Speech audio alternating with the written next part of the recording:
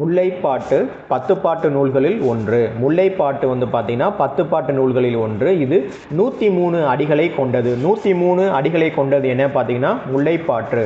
முல்லைப்பாட்டு ஆசிரியப்பாவால் இயற்றப்பட்டது.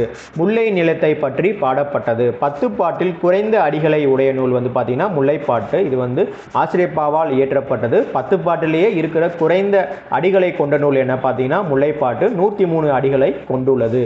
இதனை படைத்தவர் யாருன்னா காவிரி பூம்பட்டினத்து பொன் வணிகனார் மகனார் நப்பூதனார். ஸோ முல்லைப்பாட்டை இயக்குனது யாருன்னா நப்பூதனார். அதுக்கப்புறம் பாடப்பகுதியில் இடம்பெற்றுள்ள முதல் கரு உரிப்பொருட்கள்.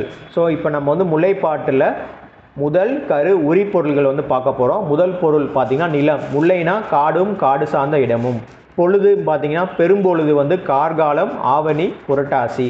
பொழுதுல பெரும்பொழுது வந்து கார்காலம் ஆவணி புரட்டாசி. சிறுபொழுது வந்து மாலை. சிறுபொழுது வந்து மாலை. பெரும்பொழுது கார்காலம் ஆவணி புரட்டாசி. அப்புறம் கருப்பொருளில் வந்து பார்த்திங்கன்னா நீர் வந்து குறுஞ்சுனை நீர் காட்டாறு. நீர் வந்து பார்த்திங்கன்னா குறுஞ்சுனை நீர் காட்டாறு. மரம்னா கொன்றை மரம் காயா மரம் குருந்தம். கொன்றை காயா குருந்தம்.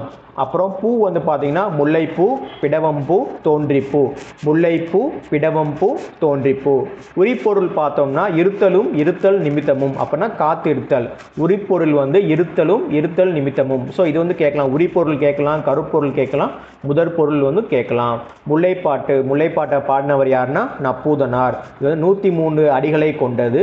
முல்லைப்பாட்டு ஆசிரியப்பாவால் இயற்றப்பட்டது. 10 பாட்டில் குறைந்த அடிகளை உடைய நூல் வந்து முல்லைப்பாட்டு. முதற் பொருள் கருப்பொருள் உரிப்பொருள் வந்து பார்த்துருக்கோம். இதில் வந்து பார்த்தீங்கன்னா மரம் பூ நீர் எல்லாமே முக்கியமானது. கண்டிப்பாக இதில் ஒரு கொஸ்டின் நம்ம வந்து எக்ஸ்பெக்ட் பண்ணலாம்.